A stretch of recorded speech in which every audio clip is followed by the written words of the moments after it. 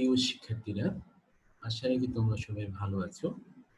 তো আজকের এই অনলাইন শেখানো কার্যক্রমে তোমাদেরকে স্বাগত।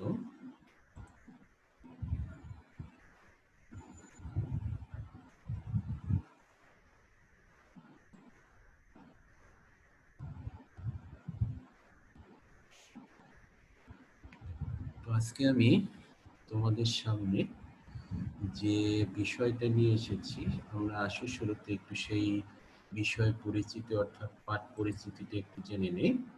তো আজকে আমি এই ক্লাসে অষ্টম শ্রেণীর সপ্তম অধ্যায়ে বিজ্ঞান বিষয়ে পৃথিবী ও মহাকর্ষ যে অধ্যায়টি তোমাদের আছে সেখান থেকে কয়েকটা গুরুত্বপূর্ণ টপিকস নিয়ে আলোচনা করব। তাহলে আসো আজকের এই আলোচনায় তোমাদের সাথে আছি আমি।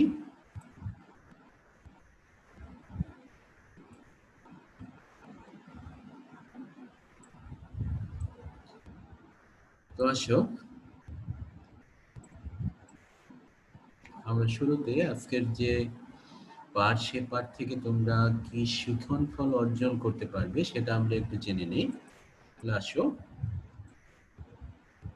এ পাঠ শেষে শিক্ষার্থীরা অর্থাৎ তোমরা মহাকর্ষ কি তা ব্যাখ্যা করতে পারবে।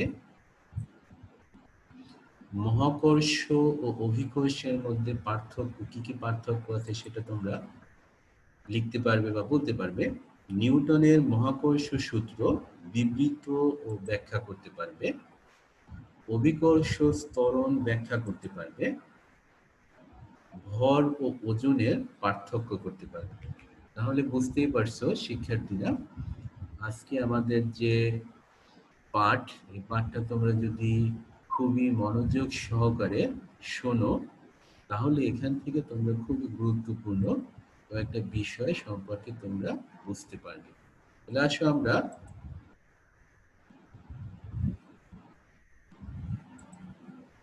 আমাদের শুরুতেই যে আলোচ্য বিষয় রয়েছে সেটা হচ্ছে মহাকর্ষ। তাহলে মহাকর্ষ ব্যাপারটা আমরা সবসময় শুনি, তোমরা শুনে আসছো।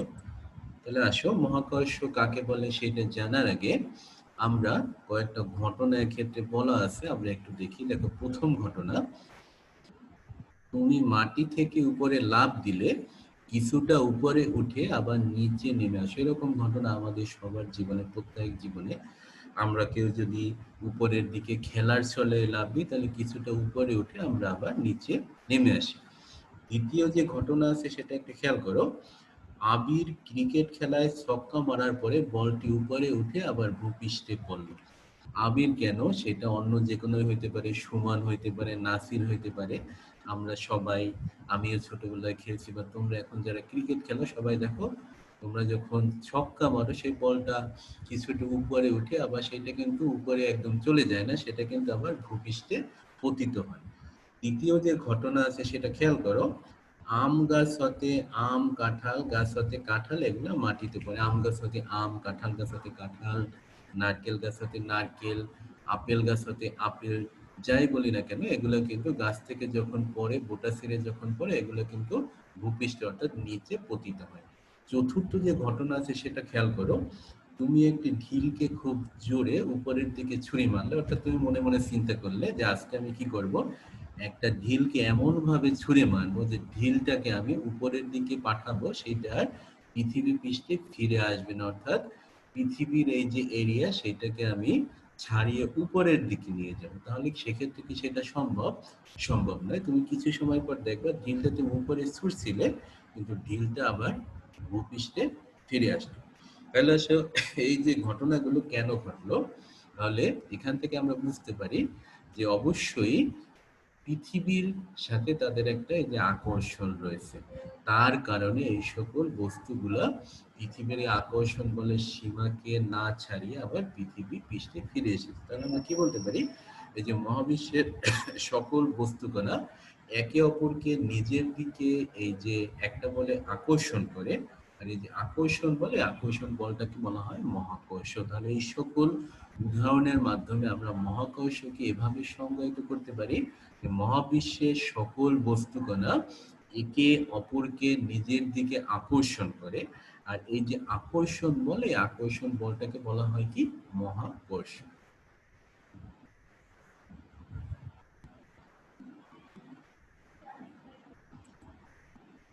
এখন আসো নিউটনের মহাকর্ষ সূত্র। নিউটনের মহাকর্ষ সূত্র, এটা সম্পর্কে একটা প্রচলিত গল্প আসলে আমরা সবাই শুনে আছি। সেই গল্পের যথার্থতা সত্য মিথ্যে এটা আমরা আসলে জানি না, আমরা শুনে আসছি, তোমরাও হয়তো বা বইতে শুনবে এরকম, যে বিজ্ঞানী নিউটনের সূত্রটা প্রদান করছেন এবং সেটা প্রদান করতে গিয়ে সে হয়তোবা একটা আপেল গাছ থেকে একটা আপেল তার সম্মুখে পড়ছিল এবং সেখান থেকে নাকি তার এই যে সূত্রটা সম্পর্কে সে চিন্তা ভাবনা করে সর্বশেষে যে নিউটন যে সূত্রটা প্রদান করছে। তাহলে আসো আমরা সেই যে নিউটনের যে মহাকর্ষ সূত্র আছে সেই সূত্রটা একটু জেনে নেই।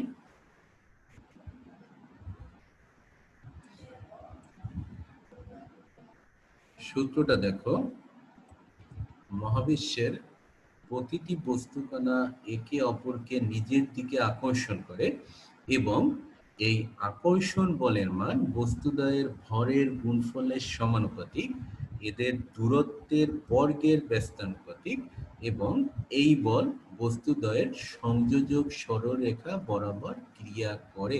তোমরা যারা বইতে পড়ে থাকবে এই সূত্রটার সাথে অবশ্যই পরিচিত, অনেক বড় একটা সূত্র। আসো আমরা সূত্রটা শুরুতেই জানলাম, এখন সূত্রটা কিভাবে গাণিতিকভাবে ব্যাখ্যা করতে হয় সেটা আমরা দেখি। তার জন্য আমাদের এই ডান পাশে একটা ছবি আছে। আসো ছবির সাথে আমাদের এইখানে বর্ণটা আছে, বর্ণটা আমরা মিলিয়ে নিই। ধরা যাক M1 এবং M2 হচ্ছে দুইটি বস্তু যারা পরস্পর থেকে যে d দূরত্বে অবস্থিত। এদের মধ্যকার আকর্ষণ বল হচ্ছে F। তাহলে নিউটনের যে মহাকর্ষ সূত্র তার আলোকে আমরা বলতে পারি যে F সমানুপাতিক M1 ইন্টু M2। অর্থাৎ আমরা সূত্রে বলছি যে মহাবিশ্বের যে কোনো দুইটি বস্তুকণা একে অপরকে যে বলে আকর্ষণ করে সেই আকর্ষণ বলের মান বস্তুদ্বয়ের ভরের গুণফলের সমানুপাতিক এবং এদের দূরত্বের বর্গের ব্যস্তানুপাতিক। যেহেতু আমরা ছবিতে বলছি M1 এবং M2 ভরের যে দুইটা বস্তু তাদের মধ্যকার দূরত্ব হচ্ছে কি d, তাহলে আমরা সেখান থেকে লিখতে পারি F সমানুপাতিক 1/d²। অর্থাৎ F এর সাথে d এর সম্পর্ক কি? d এর সম্পর্ক হচ্ছে বর্গের ব্যস্তানুপাতিক। তাহলে আমরা এই দুইটা সূত্র, অর্থাৎ মূলত আমরা এখান থেকে দুইটা অংশে ভাগ করেছি আমাদের বোঝার সুবিধার্থে। একটা হচ্ছে প্রযুক্ত বল বস্তুকণাদ্বয়ের ভরের গুণফলের সমানুপাতিক এবং প্রযুক্ত বল বস্তু কণাদ্বয়ের দূরত্বের বর্গের ব্যস্তানুপাতিক। এখন এখান থেকে যদি আমরা দুইটা সূত্রকে একত্রিত করি তাহলে আমরা লিখতে পারি F সমানুপাতিক M1 M2 divided by d²। আমরা এখান থেকে F ইকুয়াল টু লিখতে পারি G M1 M2 by d²। এখানে G হচ্ছে একটি সমানুপাতিক ধ্রুবক, একে বলা হয় বিশ্বজনীন মহাকর্ষ ধ্রুবক। তাহলে আমরা এখান থেকে এই যে সূত্র অর্থাৎ নিউটনের মহাকর্ষ সূত্র তার যে গাণিতিক যে ফরমেশন সেটা আমরা জানলাম। আমরা কি করছি, M1 এবং M2 ভরের দুইটা বস্তু বিবেচনা করছি যারা পরস্পর থেকে d দূরত্বে অবস্থিত। এদের মধ্যে আমরা মনে করছি যে F বলে এরা একে অপরকে আকর্ষণ করে। তাহলে আমরা সেখান থেকে আকর্ষণ বল ভরের গুণফলের সমানুপাতিক, আকর্ষণ বল বস্তুদ্বয়ের দূরত্বের বর্গের ব্যস্তানুপাতিক, সেখান থেকে আমরা দুইটা সম্পর্ককে একত্রে বা সম্মিলিত করে সেখান থেকে আমরা দেখাইলাম F equal to G M1 M2 divided by d²। এবং এই যে আকর্ষণ বল F এটা কোথায়, এই যে বস্তুদ্বয়ের যে সংযোজক যে সরল রেখা, এই সরল রেখা বরাবর ক্রিয়া করবে। এখন আসো তো দেখো আমরা ইতিপূর্বে F equal to G M1 M2 by d² এই সম্পর্কটা আমরা পাইছি। এখন দেখো এখানে যদি M1 এবং M2 যদি 1 কিলোগ্রাম হয়, অর্থাৎ M1 equal to M2 equal to 1 KG এবং এদের মধ্যকার দূরত্ব যদি 1 মিটার হয়, তাহলে এখানে আমরা 1 বসাবো, এখানে 1 বসাবো 1²। তাহলে আমরা পাবো কি F ইকুয়াল টু G।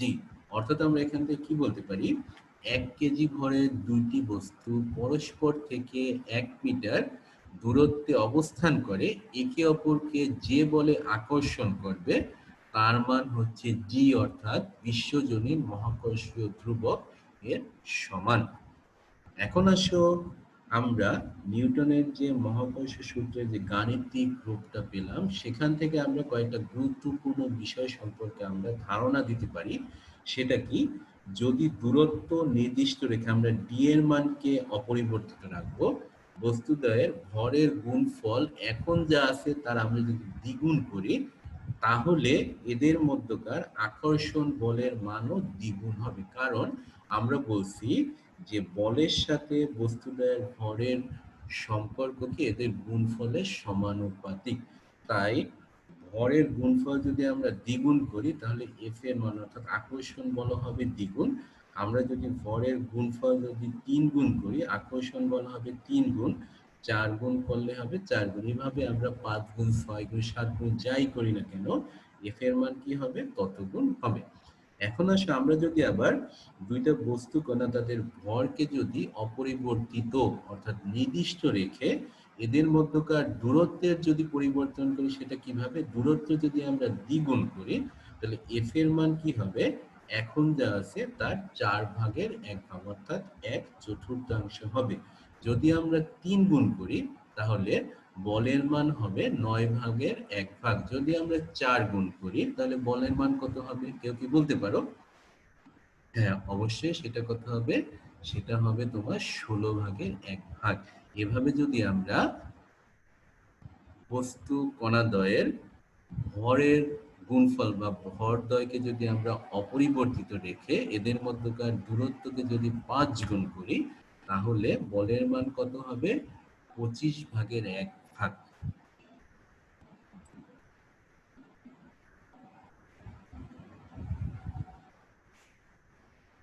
এখন আসো আমাদের যে আলোচ্য বিষয় অভিকর্ষ ও অভিকর্ষ ত্বরণ। এটা আমাদের বিজ্ঞানের ক্ষেত্রে খুবই গুরুত্বপূর্ণ একটা বিষয়। তাহলে দেখো আমরা শুরুতেই অভিকর্ষ কাকে বলে, পৃথিবীর সাথে অন্য যে কোনো বস্তুর যে আকর্ষণ বল তাকে বলা হয় অভিকর্ষ। অর্থাৎ পৃথিবী যে বলে অন্য যে কোনো বস্তুকে তার নিজের দিকে আকর্ষণ করবে সেই যে আকর্ষণ বল সেটাকে বলা হয় অভিকর্ষ। আর একটা নাম হচ্ছে মাধ্যাকর্ষণ। তাহলে দেখো এখান থেকে আমরা বলতে পারি অভিকর্ষ হচ্ছে এক প্রকার মহাকর্ষ। কারণ আমরা মহাকর্ষের যে সংজ্ঞা বলছি সেখানে আমরা বলছিলাম মহাবিশ্বের যে কোনো দুইটা বস্তু কণা একে অপরকে নিজের দিকে যে বলে আকর্ষণ করবে তাকে আমরা বলবো মহাকর্ষ। সেই দুইটা বস্তুর মধ্যে যদি একটা পৃথিবী হয় তাহলে আমরা সেই মহাকর্ষ বলকে আমরা এখানে বলছি সেটা হচ্ছে অভিকর্ষ বা মাধ্যাকর্ষণ। তাহলে আমরা এখান থেকে একটা গুরুত্বপূর্ণ বিষয় বলতে পারি, সকল অভিকর্ষই মহাকর্ষ কিন্তু সকল মহাকর্ষ অভিকর্ষ নয়। এখানে এই জিনিসটাকে আমরা কিভাবে ব্যাখ্যা করতে পারি, দেখো তোমাদের এইখানে কয়েকটা ঘটনার কথা বলা আছে। প্রথম ঘটনাটি খেয়াল করো, আম গাছের দুটি আমের মধ্যকার আকর্ষণ বল। দুইটা আমের মধ্যকার আকর্ষণ বল এটা কি মহাকর্ষ? হ্যাঁ, এটাকে আমরা মহাকর্ষ বলতে পারি। কিন্তু এটা কি অভিকর্ষ? না, এটাকে আমরা অভিকর্ষ বলতে পারি না। কারণ কি, এখানে দুইটা বস্তুর মধ্যে কোনো পৃথিবী নেই, তাই এটা মহাকর্ষ কিন্তু অভিকর্ষ নয়। এরপর খেয়াল করো, পৃথিবী ও আম গাছের আমের মধ্যকার আকর্ষণ বল। তাহলে এটা কি মহাকর্ষ? অবশ্যই মহাকর্ষ। এটা কি আমরা অভিকর্ষ বল বলতে পারি? হ্যাঁ, অবশ্যই এটাকে আমরা অভিকর্ষ বলতে পারি। তাহলে এটা হচ্ছে মহাকর্ষ এবং অভিকর্ষ দুইটাই আমরা বলতে পারি। এরপর দেখো, পৃথিবী ও চাঁদের মধ্যকার আকর্ষণ বল। মানে পৃথিবী এবং চাঁদের মধ্যকার যে আকর্ষণ বল তাকে কি আমরা মহাকর্ষ বলতে পারি? অবশ্যই বলতে পারি, এবং এটাকে আমরা অভিকর্ষ বলতে পারি। তাহলে এখানে দেখো যে আমরা এই যে আম গাছে দুটি আমের মধ্যকার যে আকর্ষণ বল তাকে আমরা মহাকর্ষ বলতে পারি কিন্তু অভিকর্ষ বলতে পারি না।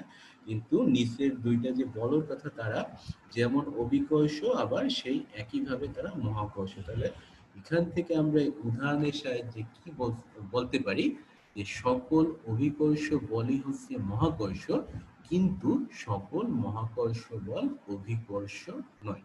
আশা রাখি শিক্ষার্থীরা তোমরা এই যে ব্যাপারটি আমি ব্যাখ্যা করলাম উদাহরণের মাধ্যমে তোমরা অবশ্যই বুঝতে পারছো।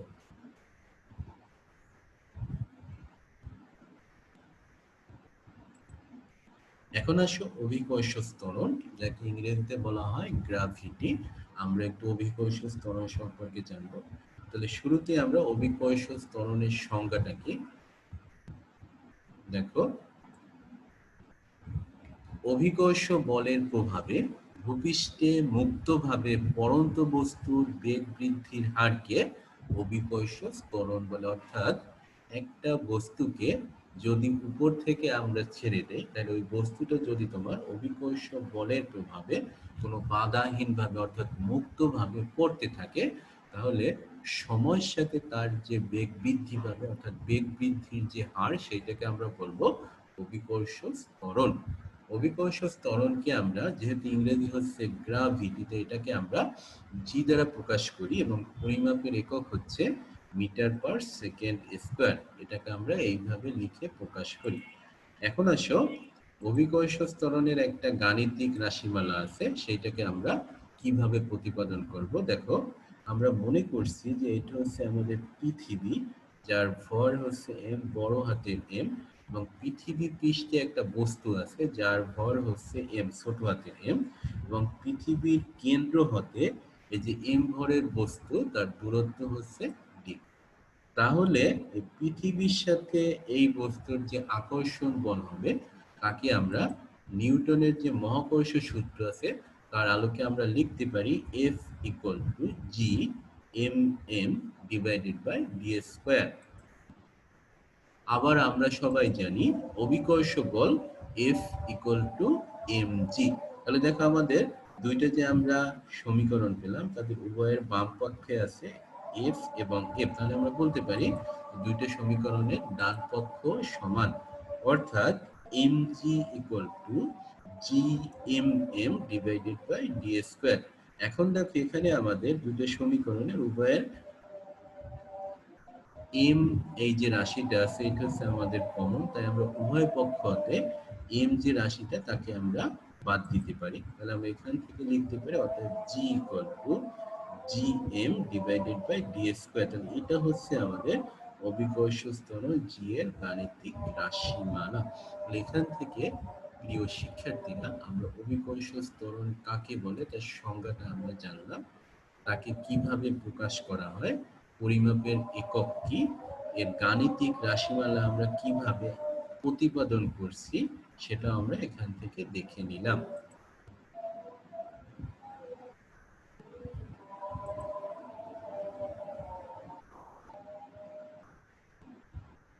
এখন আসো আমাদের যে আলোচ্য বিষয় সেটা হচ্ছে ভর ও ওজন।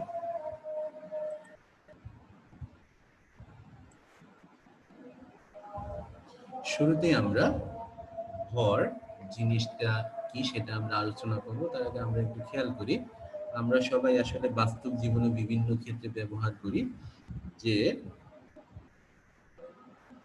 তোমার ওজন 40 কেজি, এভাবে আমরা বলি। অথবা এভাবে বলি যে আমি বাজার থেকে আলু কিনে আনছি, তার ওজন কত, ওজন হচ্ছে 5 কেজি। তো আসলে আমরা এই যে ভর ও ওজন ব্যাপারটা স্বাভাবিক ক্ষেত্রে ব্যবহারের ক্ষেত্রে আমরা গুলিয়ে ফেলি, কিন্তু বিজ্ঞানের ক্ষেত্রে ভর এবং ওজন দুইটা আসলে একই জিনিস নয়, দুইটার মধ্যে ভিন্নতা আছে, দুইটার মধ্যে পার্থক্য আছে। তাহলে আসো আমরা সেই জিনিসটা এখান থেকে শিখবো। তাহলে শুরুতে আমাদের আছে ভর। তাহলে আমরা সংজ্ঞায় কি বলতে পারি, প্রত্যেক বস্তু পদার্থ দ্বারা গঠিত, কোনো বস্তুতে উপস্থিত মোট পদার্থের পরিমাণকে তার ভর বলা হয়। অর্থাৎ কোনো একটা বস্তু ক্ষুদ্র ক্ষুদ্র কণা দ্বারা গঠিত, তাহলে সেখানে যত সকল ক্ষুদ্র কণা থাকবে মোট যে তাদের যে মোট যে পরিমাণ, সেই পরিমাণটাকে বলা হবে কি তার ভর। তো ভর পরিমাপের জন্য সাধারণত আমরা সবাই জানি কি ব্যবহার করা, সাধারণত পাল্লা বা নিক্তি, সাধারণ নিক্তি যাকে আমরা বলি, সেটা আমরা ভর পরিমাপের ক্ষেত্রে ব্যবহার করি। তাহলে দেখো, যে পরমাণু ও অণু দ্বারা বস্তুটি গঠিত তার সংখ্যা ও সংযুক্তির উপর ভর নির্ভর করে। তাহলে ভর কার উপর নির্ভর করে, যে পরমাণু এবং অণুগুলো দ্বারা ওই বস্তু কণাটি গঠিত তার সংখ্যা এবং তাদের যে সংযুক্তি সেটা যদি পরিবর্তিত হয় তাহলে বস্তু কণাটির ভরের পরিবর্তন ঘটবে। বস্তুর ভর, অবস্থান, আকৃতি এবং ওই বস্তুটির গতি পরিবর্তনের জন্য পরিবর্তিত হবে না। তো ভর পরিমাপের আন্তর্জাতিক একক হলো কিলোগ্রাম বা কেজি। আমরা সবাই জানি যে ভর পরিমাপ করার জন্য আমরা যে এককটা ব্যবহার করি সেটা হচ্ছে সংক্ষেপে আমরা বলি কেজি, যার পূর্ণরূপ হচ্ছে কিলোগ্রাম। এরপর দেখো, ক্ষুদ্র ভর পরিমাপের জন্য গ্রাম একক ব্যবহার করা। এমন কিছু বস্তুর ভর আছে যেগুলো হচ্ছে খুবই ক্ষুদ্র, যেগুলো পরিমাপের জন্য আমরা কিলোগ্রামের যে ছোট একক গ্রাম এগুলো ব্যবহার করি। এর চেয়ে ছোট ভর পরিমাপের জন্য আমরা মিলিগ্রাম ব্যবহার করি। যেমন উদাহরণ হিসেবে বলতে পারি একটি পেন্সিলের ভর হচ্ছে 5 গ্রাম। এছাড়া বড় মানের ভর পরিমাপের জন্য আমরা টন, মেট্রিক টন এই জাতীয় বড় এককগুলো ব্যবহার করি, যার সাথে কিলোগ্রামের একটা সম্পর্ক আছে। আমরা ওইখান থেকে এই ভরটাকে যদি কিলোগ্রামে যদি রূপান্তর করতে চাই সেটাও আমরা করতে পারবো। তাহলে শিক্ষার্থীরা, এখান থেকে আমরা ভর সম্পর্কে এই সকল গুরুত্বপূর্ণ যে ইনফরমেশন আছে সেগুলো আমরা জানতে পারলাম।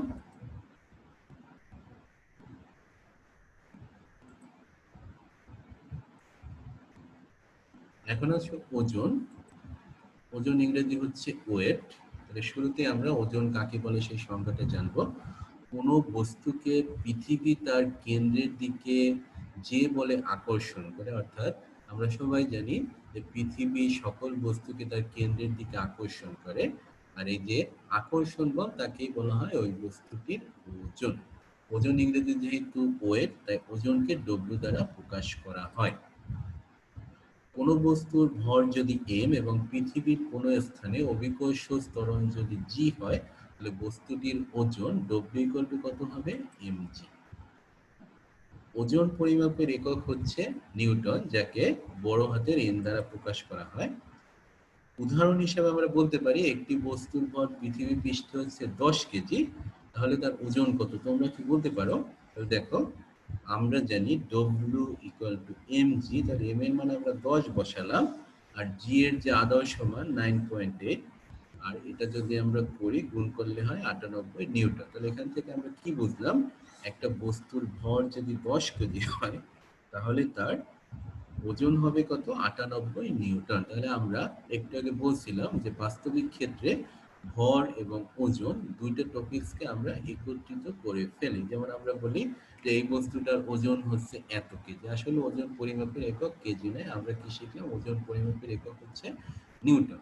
তাহলে আমরা এই যে আলোচনা এখান থেকে আমরা দেখলাম যে ভর এবং ওজন দুইটা রাশি, এদের মধ্যে আসলে পার্থক্য আছে, বিভিন্ন পার্থক্য, সংজ্ঞাগত পার্থক্য আছে, পরিমাপগত পার্থক্য আছে, পরিমাপের এককগত পার্থক্য আছে, তারপর প্রকাশগত পার্থক্য আছে, অনেকগুলো পার্থক্য আছে। ভর কি কি বিষয়ের উপর নির্ভর করে, ওজন কি কি বিষয়ের উপর নির্ভর করে, সেগুলো আমরা দেখলাম। এখান থেকে তোমাদেরকে যদি বলা হয় যে তোমরা ভর এবং ওজনের মধ্যে কয়েকটি পার্থক্য লিখো, তাহলে আশা রাখি তোমরা সবাই এই পার্থক্যগুলো অবশ্যই লিখতে পারবে। এখান থেকে আমরা ওজন সম্পর্কে আরেকটা গুরুত্বপূর্ণ ইনফরমেশন কি জানলাম? ওজন পরিমাপের জন্য সাধারণ নিক্তি ব্যবহার করা হয় না, যে নিক্তিটা ব্যবহার করা হয় সেটাকে বলা হয় কি? স্প্রিং নিক্তি। আমরা ভর পরিমাপের ক্ষেত্রে কি বলছিলাম?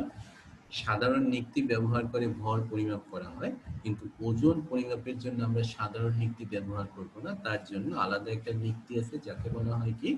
স্প্রিং নিক্তি। তাহলে এটাকেও তোমরা ভর এবং ওজনের পার্থক্যের মধ্যে সংযুক্ত করতে পারো, যে ভর পরিমাপ করা হয় সাধারণ নিক্তি ব্যবহার করে, ওজন পরিমাপ করা হয় স্প্রিং নিক্তি ব্যবহার করে।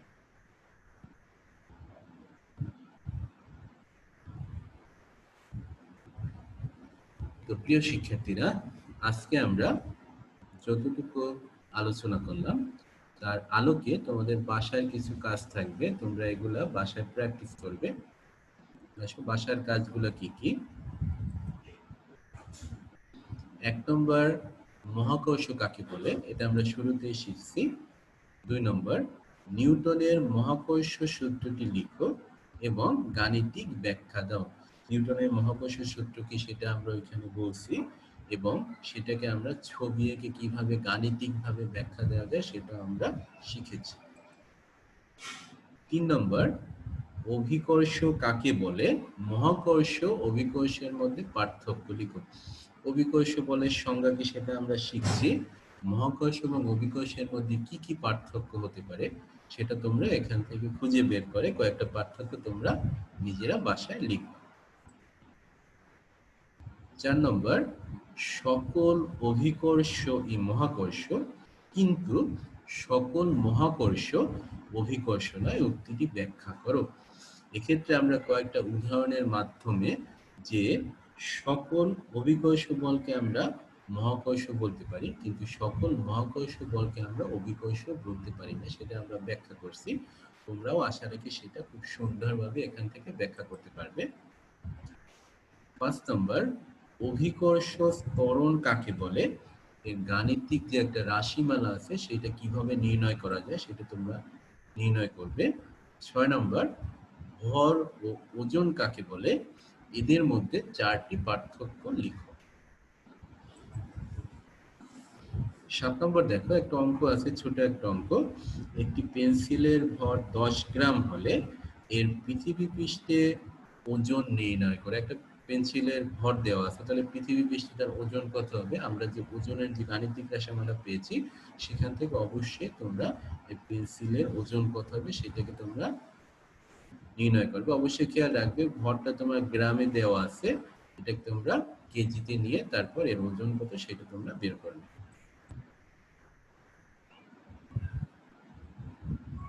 তো প্রিয় শিক্ষার্থীরা, সবাই ভালো থাকো, সাবধানে থেকো। আজকের আমার শ্রেণী কার্যক্রম এই পর্যন্তই।